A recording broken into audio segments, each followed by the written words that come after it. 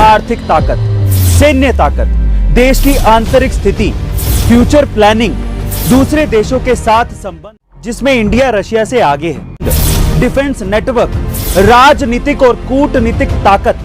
इसकी सबसे बड़ी वजह है इंडिया का बढ़ता डिफेंस सिस्टम और जियोपॉलिटिक्स कि अमेरिका उन देशों की तरफ दोस्ती का हाथ बढ़ाकर अपनी ताकत को और बढ़ा रहा है। नमस्कार दोस्तों, ये दुनिया ताकतवर देशों के हिसाब से चलती है। इन ताकतवर देशों की विदेशी और आर्थिक नीतियां दुनिया भर के कई देशों की अर्थव्यवस्था और स्थिरता को प्रभावित करती है और इसीलिए कौन सा देश कितना ताकतवर है ये पता लगाने के लिए ऑस्ट्रेलिया का लोवी इंस्टीट्यूट हर साल दुनिया के ताकतवर देशों की लिस्ट जारी करता है। और हाल ही में लोवी इंस्टीट्यूट ने एक बड़े सर्वे के बाद एशिया पावर इंडेक्स 2021 को जारी किया है। आपको बता दें कि लोवी इंस्टीट्यूट की रिपोर्ट सबसे ज्यादा सटीक मानी जाती है। इस रिपोर्ट में दुनिया भर के देशों के कई पैमानों को ध्यान में रखा जाता है, जैसे कि आर्थिक ताकत, सैन्य ताकत, देश की आंतरिक स्थिति, फ्यूचर प्लानिंग, दूसरे देशों के साथ संबंध, डिफेंस नेटवर्क, राजनीतिक और कूटनीतिक ताकत, इन सभी पर गहरी रिसर्च की जाती है। तो दोस्तों, इस रिपोर्ट के जरिए आज हम जानेंगे कि कौन सा देश है सबसे ज्यादा ताकतवर और क्या है भारत की स्थिति, मेरे यानी कि अरविंद अरोड़ा के साथ डीप एनालिसिस विद A2 में। तो चलिए सबसे पहले हम दुनिया के सबसे ताकतवर देशों की रैंकिंग पे नजर डाल लेते हैं। इसमें अमेरिका ने फिर से सबसे ताकतवर देशों की सूची में पहला स्थान हासिल किया है। इस लिस्ट में चाइना दूसरे स्थान पर है। चीन के बाद तीसरा स्थान जापान ने हासिल किया है। वहीं इंडिया ने रशिया को पीछे छोड़कर चौथा स्थान हासिल किया है। रशिया 5वें स्थान पर है, जबकि ऑस्ट्रेलिया, दक्षिण कोरिया और सिंगापुर ने सबसे प्रभावशाली 8 देशों में अपनी जगह बनाए रखी है। लेकिन इंडोनेशिया अब 9वें स्थान पर आ गया है, जबकि मलेशिया टॉप 10 से बाहर हो गया है और उसकी जगह थाईलैंड ने ले ली है। अब आप ये सोच रहे होंगे कि ये तो एशिया पावर इंडेक्स की लिस्ट है, इसमें अमेरिका और ऑस्ट्रेलिया क्या कर रहे हैं? ये दोनों तो एशिया में आते ही नहीं। तो ऐसा इसलिए है क्योंकि ये इंडेक्स एशिया देशों से अच्छे संबंध रखने वाले देशों को भी शामिल करती है। अब ये तो हुई रैंकिंग जिसमें इंडिया रशिया से आगे है, पर सवाल ये है कि ऐसा क्यों? इसकी सबसे बड़ी वजह है इंडिया का बढ़ता डिफेंस सिस्टम और जियोपॉलिटिक्स, यानी कि सभी देशों से अच्छे संबंध। देखिए, हो कुछ यूं रहा है कि रशिया के साथ लगातार डिफेंस डील के बावजूद अमेरिका खुलकर इंडिया का विरोध नहीं कर पा रहा है और रशिया भी किसी भी कीमत पर भारत को अपने साथ रखना चाहता है, क्योंकि रशिया को अफगानिस्तान के ऊपर अपनी पकड़ मजबूत करनी है और इंडिया के बिना ये पॉसिबल नहीं है। और इंडिया भी ये साफ कर चुका है कि रशिया के साथ डिफेंस डील पर वो बहुत आगे बढ़ चुका है और अमेरिका के दबाव में अब वो नहीं आने वाला।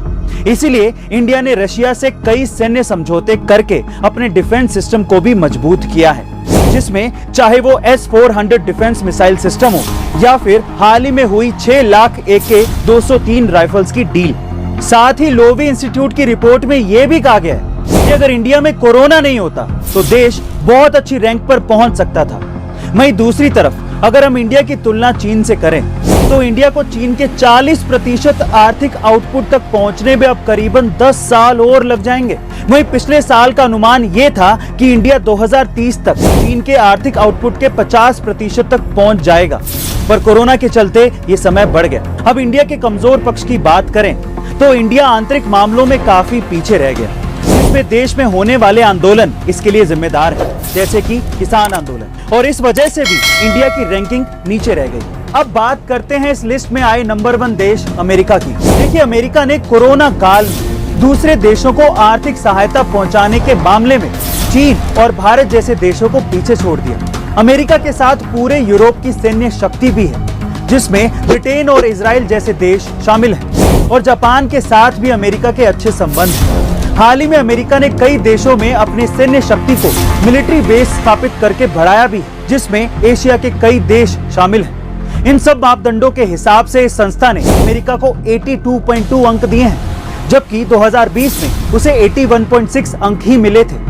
वहीं दूसरी तरफ भले ही अमेरिका की इकोनॉमी चीन के मुकाबले कम बड़ी हो, पर वो ओवरऑल इकोनॉमी में अभी भी चीन से आगे है। अब अंत में चीन की बात करें तो चीन को 74.6 अंक ही मिले हैं और 2018 से पहले तक चीन को इतने कम अंक कभी भी नहीं मिले। इसके पीछे की सबसे बड़ी वजह है चीन में जन्मा कोरोना वायरस। जी हाँ, पूरी दुनिया ये जानती है कि चीन से ही ये वायरस निकला था, जो कि बाद में पूरी दुनिया में फैल गया था, जिसके कारण चीन के दूसरे देशों से संबंध बिगड़ने लगे।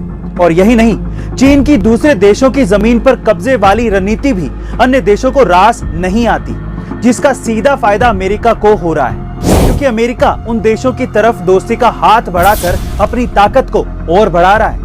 तो दोस्तों, फाइनली इस लोवी इंस्टीट्यूट के रिपोर्ट के आंकड़े हमने आपको बताए, जिसमें इंडिया ने 2021 इंडेक्स में डिफेंस में अपने अंकों का इजाफा किया है, जो कि आने वाले समय के लिए अच्छा संकेत है। दोस्तों, आपको हमारी ये लोवी इंस्टीट्यूट की रिपोर्ट पर एनालिसिस कैसी लगी कमेंट सेक्शन में जरूर लिखिएगा, और ये भी बताइएगा कि और कौन से स्पेशल टॉपिक पर आप मुझसे डीप एनालिसिस चाहते हैं। मिलते हैं अगले डीप एनालिसिस में। Thank you so much.